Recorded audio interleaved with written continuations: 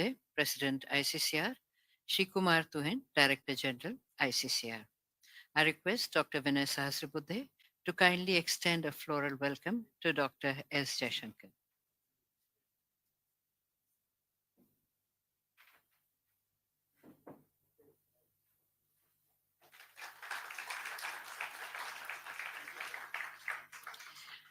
I request Dr. Vinay Sahasrabuddhe, President ICCR, to kindly make his welcome remarks.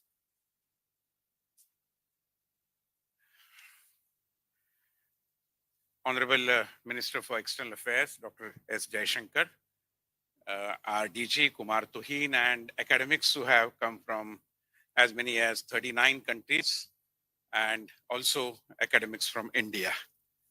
Dr. Jaishankar is here because he is also an academic.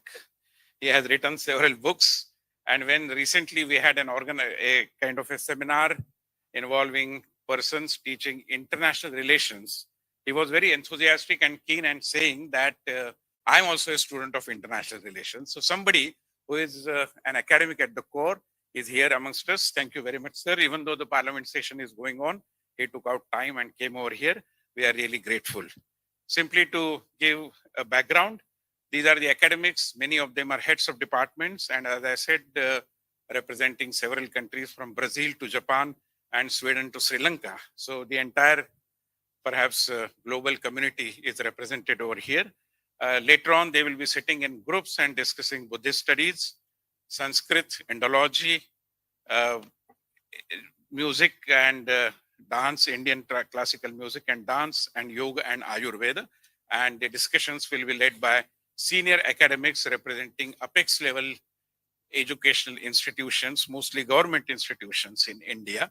Tomorrow, they will also be discussing the career opportunities that could be made available to the students passing out of their departments, in which we are involving organizations like FICCI, CII, Tourism Development Corporation, and the Ayurveda Drug Manufacturers Association, so on and so forth. So it's a first of its kind, a unique exercise, and we are really happy that we are being blessed by a person no less than our Foreign Minister, Shri Jaishankar ji. Most welcome, sir.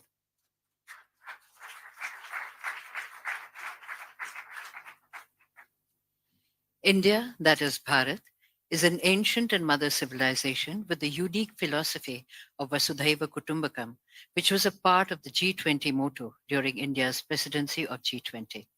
I request Dr. S. Jaishankar, Honorable Minister for External Affairs, Government of India, to kindly speak on the subject of building a Bharat narrative. Dr. S. Jaishankar.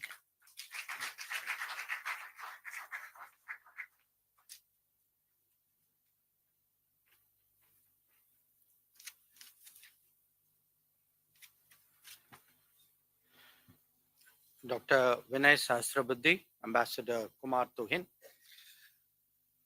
dear friends, first of all, let me say what a great pleasure it is to see so many of you assembled here. You are in many ways the pathways for India to the rest of the world. You are really living bridges in that sense. And I'm glad that ICCR has taken this initiative, not just this initiative, but many others, whereby all of you have opportunities really to build deeper bonds with India, because you have all dedicated your lives to India and an understanding of India. Therefore, when Dr. Sahasrabuddhe told me about this event, I myself was very keen to have an opportunity to come and share some thoughts. Now, the subject which I thought would be appropriate at this time is building a Bharat narrative, because in many ways, that is exactly what is happening in India. Now, what does it mean, building a Bharat narrative? People sometimes see it as politics. Sometimes they look at the word play and think that this is some kind of linguistic message. But if you look at really the term Bharat, and I'm not getting into the origins of the word or the history of the concept, it today actually has multiple symbolisms in different domains. Economically, I would say, or economics wise, we would speak about a Atmanirbhar Bharat. So it has a connotation of a certain resilience, a certain self-sufficiency, a contribution, uh, a talent out there, which is expressing itself. Developmentally today, when we speak about Bharat, it also implies a commitment about creating an inclusive, just, fair society where no one is left behind. And that is actually, in many ways, the true test of development. Politically, Bharat is a statement of independence. It is a declaration that as India engages the world, it doesn't have to be done necessarily in terms set by others or in frameworks determined by others. That our objective in that engagement is in many ways to actually let our own personality and our own, I would say, innate qualities come out. So it is in ways, I would say, an expression of the persona of a society. And then there is, of course, the cultural domain. When we speak about Bharat, we could be speaking about our languages, our traditions, our heritage, our practices. And when it comes to the world, really the Bharat that we seek to set the narrative about is a Bharat which would like to be perceived as a Vishwamitra, as a friend which at crucial moments has really stepped up in a way in which countries and societies normally don't do in international relations. A society where people are still being vaccinated but is willing to share those vaccines with the rest of the world. A society where when we have a chance to assume a responsibility, like we did at the G20, that we did so with a cause and commitment for the global South. And actually, in many ways, as we showed again during G20, a culture that is able to harmonize, that at a time when the world is so deeply divided, where very frankly, not everybody expected us to succeed in our G20 presidency, we were able to find a bridge both between the East and the West and between the North and the South. Now, when we speak about Bharat today, it is also in many ways linked to, I would say, a change in the way in which we look ahead. Typically, governments look at the term that awaits them. So the thinking of a government runs from an election to an election. And in that country, at best, that is a 5-year plan that you can have. Today, we are talking about an Amrit Kaal, a 25-year vision, where we actually think that we would see a remarkable transformation in our country. And we will be able to, in many ways, address a lot of historical problems while establishing our place in the international order. So when I lay out that kind of meaning of Bharat before you and all that it implies in terms of India's interactions with the world, you would ask yourself how it would impact on your own lives and on your own professions, on your own specializations. Here I would make 3 comments. one that clearly, as India becomes more relevant and more important and more central to global developments and global thinking, the value of Indology will commensurately grow. So when we look at an Amrit Kal for India, I also look at an Amrit Kal for Indology. And I can say with a fair amount of confidence that everything that you have been doing will actually have a greater and greater value in the coming years. The second is actually this challenge today of interpreting and explaining and connecting with this changing India. Because my own experiences, so many things have actually transformed in the last decade. And there is a lag where the world is concerned about understanding it. And a lot of that lag is because the interpreters of India to the world are actually people who do not know necessarily India very well. Very few of them probably speak any Indian language. Their circle of contacts is probably much narrower than yours.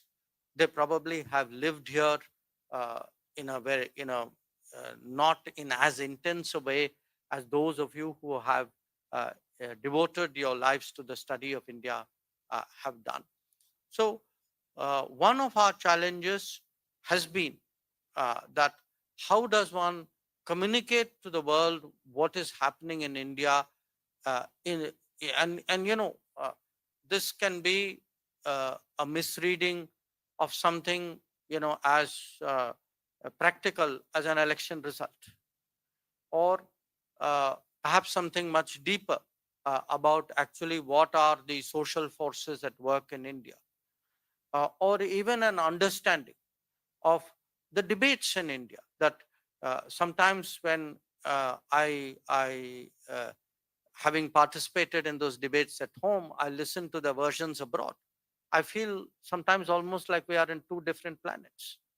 So how does one get the understanding of this evolving India, of this changing India, of a society that has democratized so deeply today, that a lot of its leadership and its thought processes are actually being driven by by people and by forces which are so deeply Indian, which are so grounded, which are so rooted in India. And the third, of course, is to familiarize the world more and more with our culture, heritage, and traditions. Because at the end of the day, it is going to be more important for the world to understand the thinking of India. If if we have a situation where other parts of the world are trying to force fit India into their constructs, then it is going to be difficult for them to really grasp what is happening in our country. And let me give you a few examples. We often speak about democracy. We should have politics with values and beliefs, and say democracies must come together. Now, many of you know Indian history as well as we do, perhaps some of you even better. And you're all aware how deep the consultative culture has been in Indian society, and also how widespread is the sense of pluralism. That this is a society which has never ever imposed uniformity on the people who populate it, which has in fact never even seen uniformity as a virtue. That intrinsically, innately, we have always actually seen in diversity multiple expressions of a certain unity. And today, therefore, when we have these debates about democracy, and sometimes, as part of the political narrative, there is always this game: who's a better democracy? Where is democracy doing better? Where is it not? People give marks, certificates, report cards on this. Now, this is a culture where actually that pluralism and that tradition of consultation and confabulation has been going on for thousands of years. That if any of you looked at any part of India which you are studying, the first thing you would see is actually a kind of a group exchange on any subject which is under discussion. So how to convince the world that democracy was not something which began with the 1950 constitution, that actually the constitution of India reflected what were already deeply ingrained views in this country. Well, let me take a very different example. Well-being, personal well-being, and lifestyle. Now, there is a lot of concern today in the world about the state of the planet, and rightly so, that the manner in which humankind has treated nature, especially over the last few hundred years, is clearly having a very visibly damaging impact on the well-being of the planet. Now, the Indian way, the natural Indian way, when confronted with such a challenge, is actually to see whether lifestyles can adjust to lessen the impact on the well-being of the planet. So the debates in India on how to take climate action, how to improve environment, how to protect the planet, tend to be also inclusive of the idea that our lifestyles need to change. Similarly, when it comes to even our well-being, I mean, I think you have a session with Ayush. No?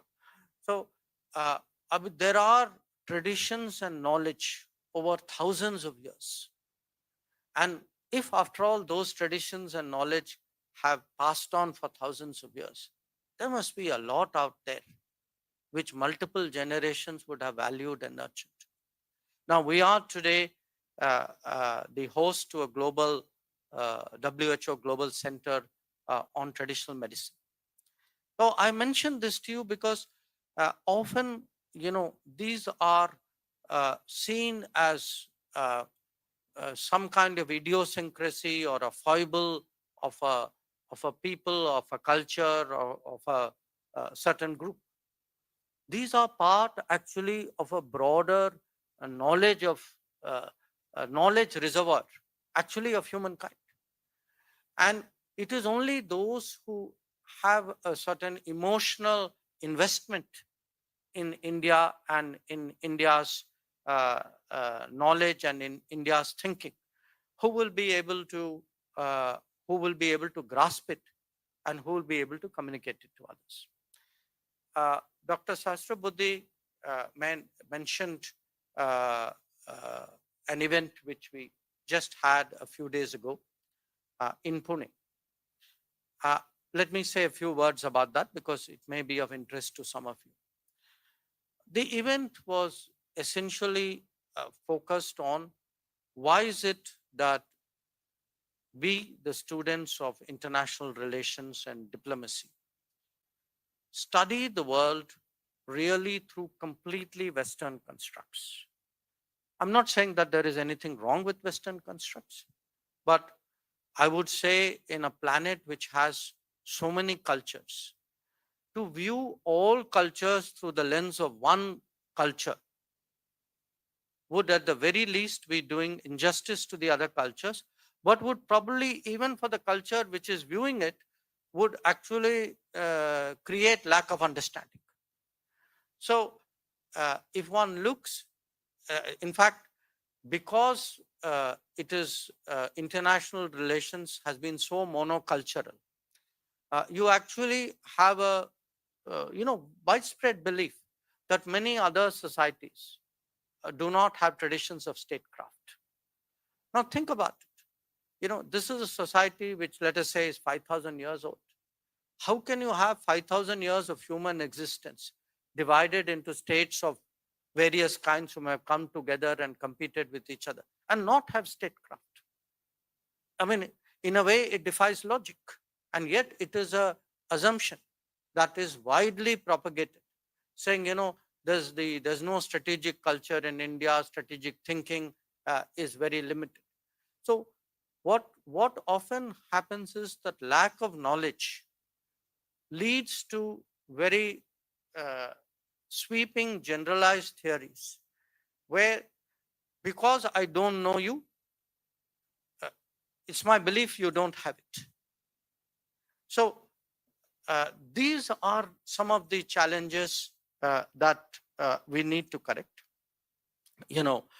Again, I say this to you primarily because my own educational line is international relations. Even as one looks at an issue like ethics, ethics and politics, the Western world has its own developed debate on this subject. But it is a debate which is very much set in a certain value framework. That is not necessarily the framework which would be prevalent in other societies. Certainly, I can say not in India. So in India, still there would be a premium put on ethics, and stark real politic will not necessarily gain admiration. I mean, there may be you can have a certain norm and value, and there may be occasions for exceptions, but you would rarely find an Indian who would say the exception should be the rule. So, in 365 days, let us do real politics for 364 and do ethics for 1 day in a year. It would be the opposite. So I mention this to you because whether it is knowledge, whether it is learning, whether it is practice, whether it is in fact our daily life, I think every culture sets its own practices and traditions into motion. And if we are actually looking at a more connected world, at a more diverse world, to me, this communication between cultures is today of great value. I again return to the example of the G20. The G20 were the 20 largest economies of the world in the year 2008. So when you say, this is you can say right now, the most important global grouping, economically, yes, that would be so. Perhaps politically also, because a lot of politics flows from economics. But while we've had economic rebalancing and there is a political rebalancing going on, it is also important that there is a cultural rebalancing. That how do the big cultures or the main cultures of the world actually communicate with each other? How do they among themselves have the conversations so that the world will not be multipolar if the world is monocultural? That until, when we speak about democracy, we may have democracy within a society, but there has to be a democracy among societies as well. If there are 200 countries of the world, there are at the very least at least 200 cultures of the world. And how do we give value and respect to all of them? I think that in many ways is the big question facing the world today. And for me personally, having worked in many embassies, I've seen how much Indologists have done in terms of shaping India's image and promoting an understanding of India in the countries and societies where they work. And I can only say that, my very presence here today is a statement of the value that we put to the work which all of you are doing. And as frankly, as India grows, as we ascend, you can say, the hierarchy of international relations, I see more and more relevance and importance for what all of you are doing. And certainly, I would say in the last few years, ICCR has done an enormous amount to build closer ties with the Indologist community across the world. And I would certainly be very supportive of any initiative to deepen those ties, to find ways, because we were again at the Vishwa Hindi Sammelan in Fiji.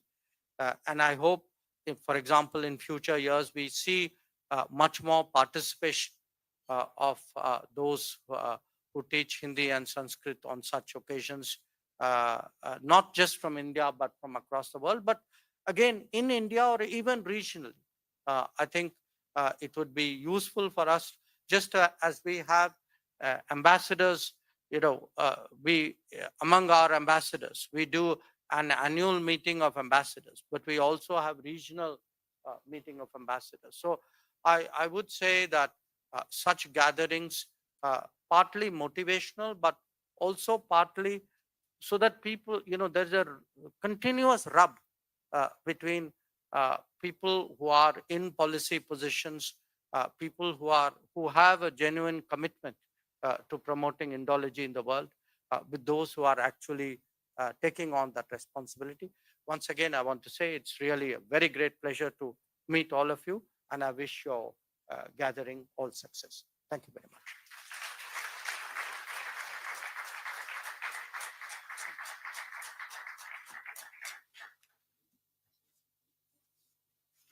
Ladies and gentlemen, we will have a small interactive session with the Honorable Minister. If you have any questions, kindly introduce yourself and then ask them.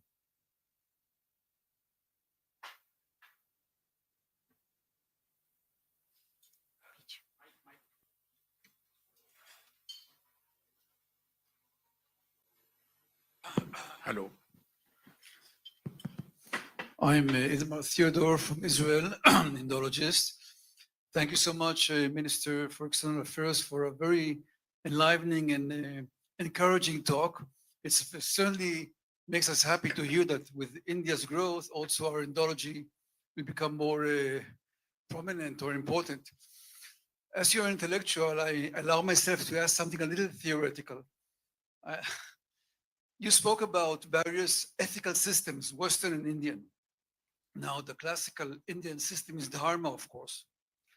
And my question is, and it can remain theoretical, do you see a way of implementing Dharma in the current state of affairs, 21st century, kind of bringing that notion of Dharma into something practical which can work out in this time? That's the question.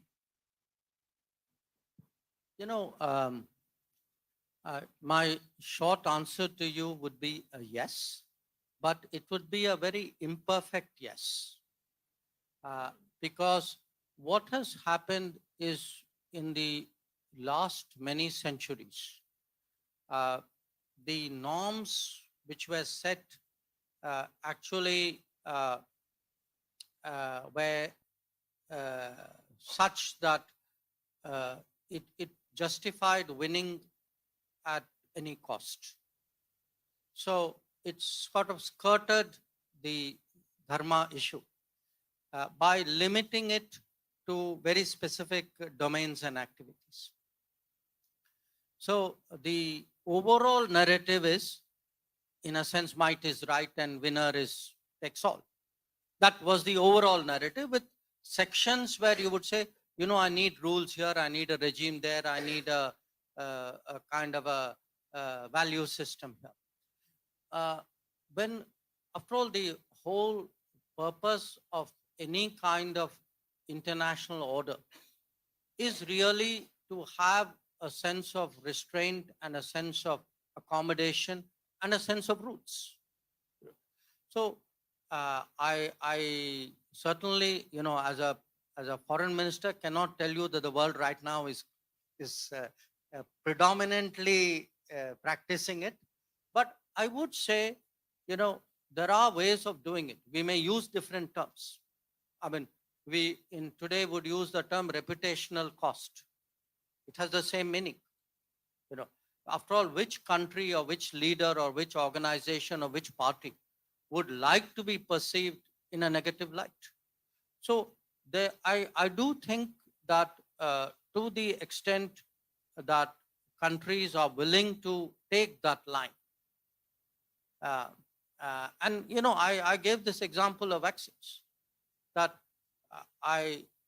the fact that a country itself in the midst of vaccination could give vaccines as far away as the Caribbean.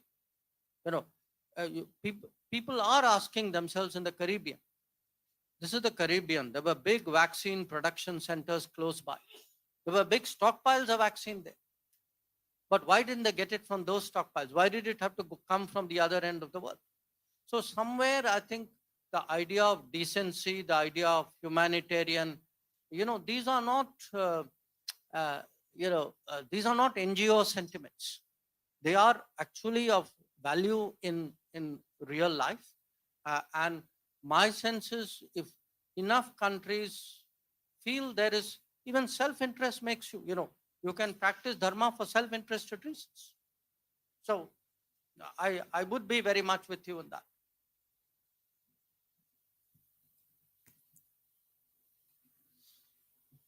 Thanks a lot. Hans-Werner Wessler from Uppsala in Sweden. I'm an Indologist myself. Thanks for your kind words.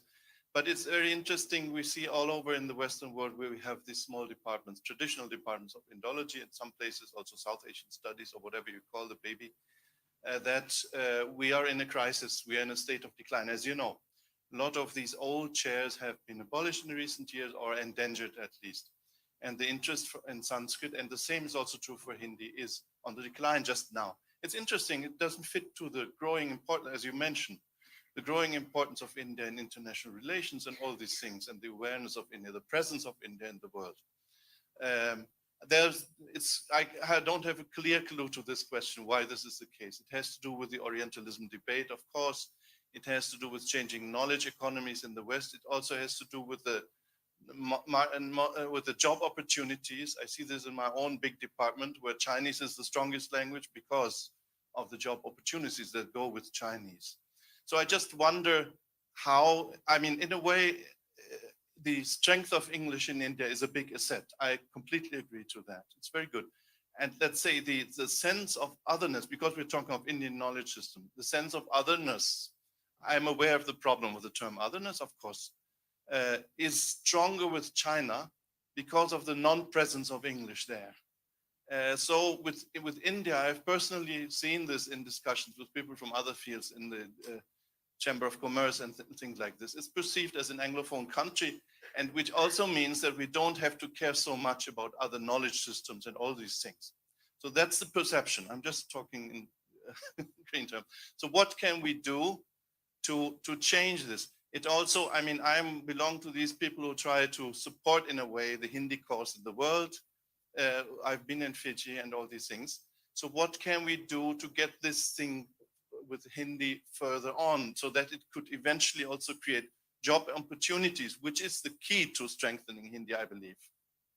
No, I absolutely share the concern you have expressed. And like you, I don't have a ready answer. I would say that the answer is somewhere in the job opportunity space. I also agree with you that in many ways, and it's ironical that I'm saying it in English to you, that English has been a mixed blessing. Because what has happened is, for a large part of the world, the unspoken assumption is, I really don't need to invest in understanding India because the Indians will make that effort to come and talk to me anyway. So, and having lived in China, I know exactly the point that you are making, which is I look even in my own profession of diplomacy. When I look at the say the diplomats working and living in China, who will almost invariably study the language, whereas it's very rare to meet a diplomat working in India who will know any Indian language, because the belief is I can figure it out in English. But here's the problem. Increasingly, it's a misleading method of actually gauging the feel and the thoughts of Indian society. It worked when you can say the thought processes of Delhi or of a relatively more limited circle were the thought processes of the national state. But as you see, today, much more diverse, in-depth sort of representation. I'm now talking at the political level. That is a very misleading assumption, because those are no longer the people who you can say are setting policy or shaping the direction of the country.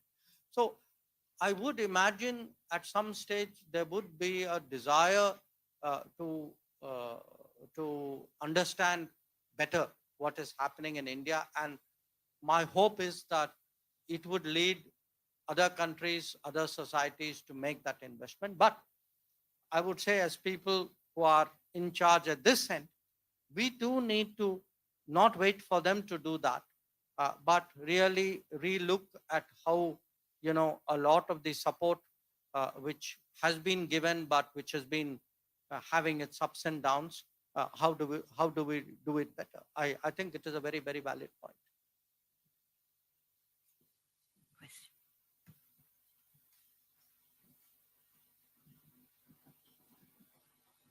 Thank you very much for your inspiring talk. Chris Kessler from Berlin, Germany. I still haven't quite understood where do you see the role for non-Indian ambassadors for Indian knowledge as per the Bharat narrative?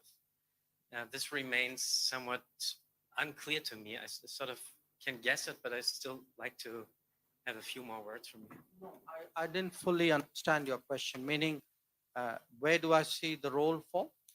Well, in this room, there's a lot of non-Indian ambassadors for Indian culture. Yeah, sure. From Europe, from Okay. South America, from Africa. And where do you see us as being non-native Indian? What is our role? Where do you see our role, within this, what you call Bharat narrative? I would say, in a sense, you would be intuitive appreciators of the narrative.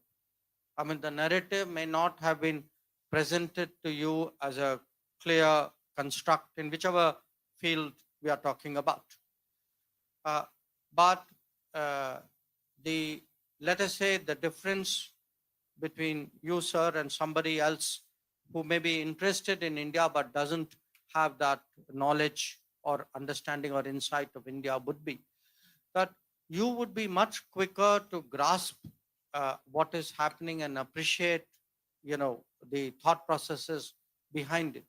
Whereas, as I go back to what your other colleague asked, whereas someone who, let us say, studies India exclusively through a generalized medium, could be newspapers, briefing books,